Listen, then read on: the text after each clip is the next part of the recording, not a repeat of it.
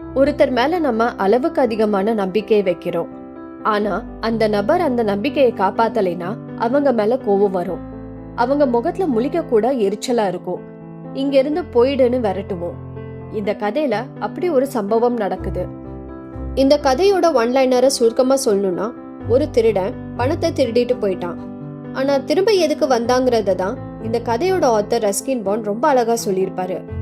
வீடியோவை ஸ்கிப் பண்ணாம கடைசி வரைக்கும் பாருங்க, உங்களுக்கு கண்டிப்பா பிடிக்கும். ஹரி ஒரு 15 வயசு பையன், ஆனா ஒரு திருடன். ஹரிங்கிற பேரு கூட ஒரிஜினல் இல்ல. ஏன்னா அவன் திருடன்கிறதுனால அவனோட ஒரிஜினல் பேரை சொல்ல மாட்டான்.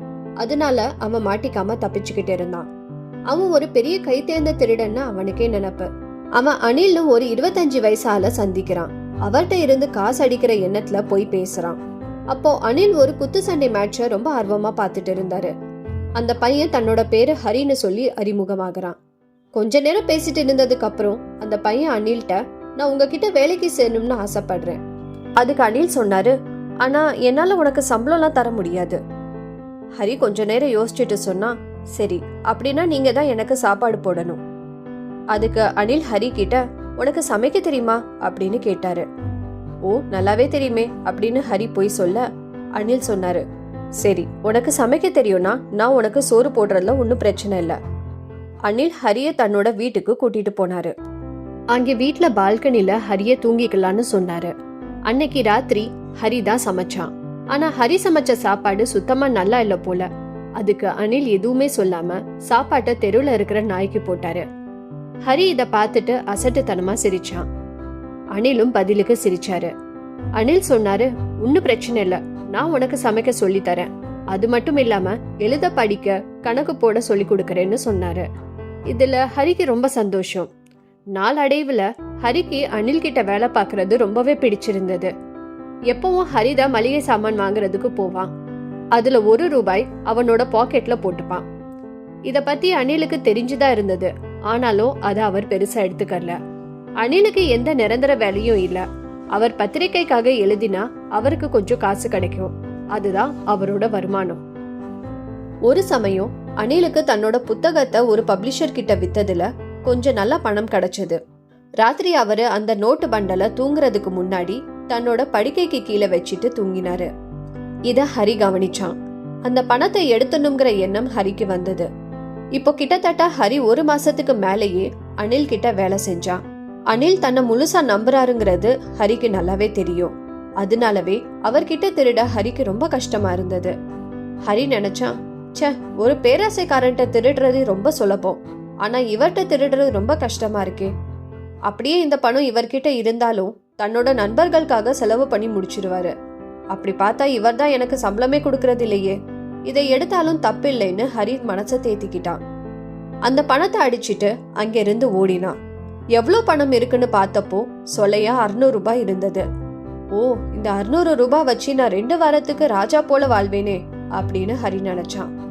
அப்போ ரயில்வே ஸ்டேஷன்ல லக்னோ போறதுக்கான ட்ரெயின் வண்டி இருந்தது. கொஞ்ச நேரத்திலேயே மெல்ல வண்டி நகர ஆரம்பிச்சது. ஏனோ தெரியல, நினைச்சிருந்தா அந்த வண்டியில ஹரி ஏறி இருக்கலாம்.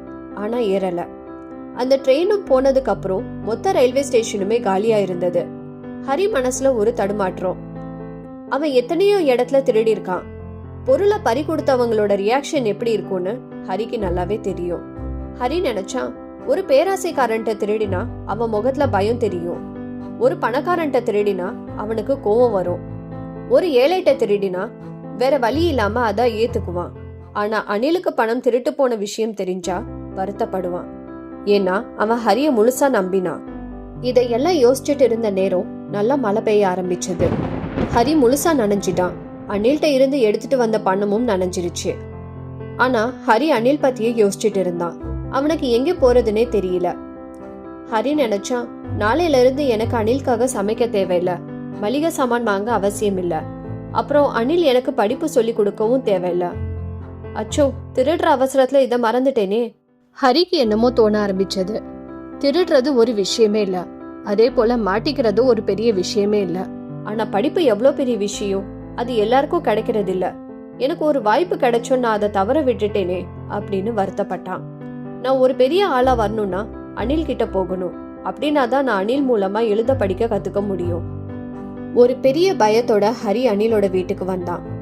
முதல் தடவை திருடினதை எடுத்த இடத்துலயே வைக்கணும்னு நினைச்சான். அங்கே அனில வந்து பார்த்தப்போ அவரு தூங்கிட்டா இருந்தாரு. பயத்தோட அந்த நனைஞ்சு போன நோட்டு பண்டல மெல்ல அனிலோட படுக்கைக்கு கீழே வச்சுட்டு ஹரி பால்கனில தூங்க போனான். அடுத்த நாள் காலையில அனில் டீ போட்டு ஹரிக்கு எடுத்துட்டு வந்து கொடுத்தாரு. ஒரு 50 ரூபாய் நோட்டை அனில் ஹரி கிட்ட நீட்டினாரு. ஹரிக்கு ஒரு நிமிஷம் தூக்கி வாரி போட்டது. எங்கே அனில் கண்டுபிடிச்சிட்டாரோன்னு பயந்தான்.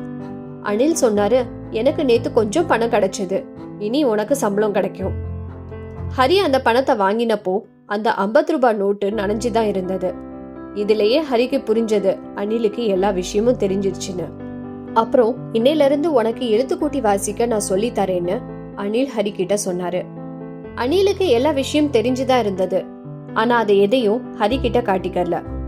இந்த சமயம் ஹரி அனிலை பார்த்து ஒரு உண்மையான புன்னகையிட்டான். பதிலுக்கு அனிலும் புன்னகையிட்டாரு. ஹரி நினைச்சிருந்தா அவன் அந்த காசை எடுத்துட்டு போயிருக்கலாம்.